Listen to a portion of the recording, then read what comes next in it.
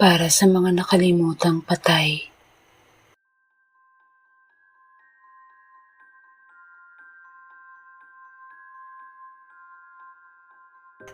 Iminulat ni Leonard ang kanyang mga mata. Madilim na.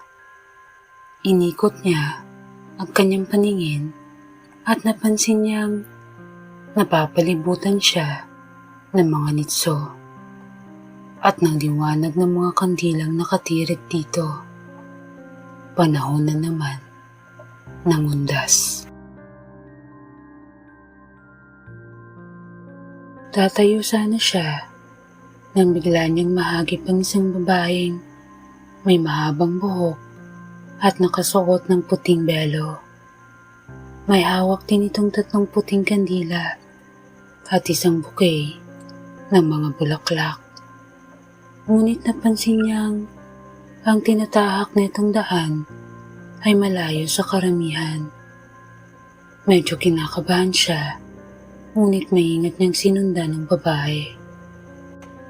Hanggang sa matagpuan niya itong nagtirik nang dala nitong 3 kandila sa isang libingang walang lapida. Kahit may kalayuan siya at nakatalikod ito ng onte, narinig pa rin niya ang sinabi nito. Para sa mga nakalimutang patay. Hindi maintindihan ni Leonard kung bakit, pero pakiramdam niya ay bumibigat ang talukap ng kanyang mga mata.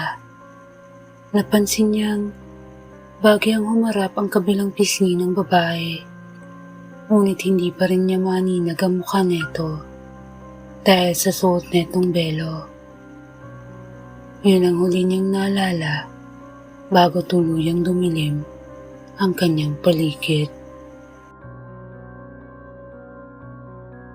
Nangimulat muli ni Leonard ang kanyang mga mata.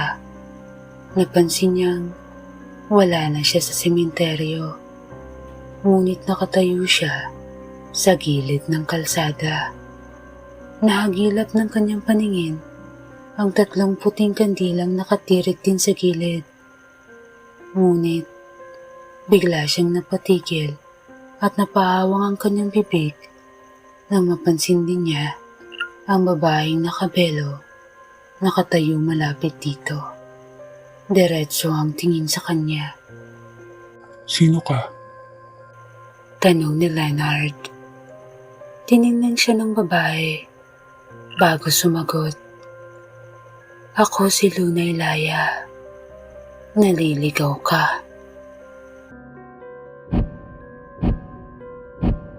Ang 3 kandilang ito ang magiging tanglaw sa kagaya mong naliligaw na kaluluwa.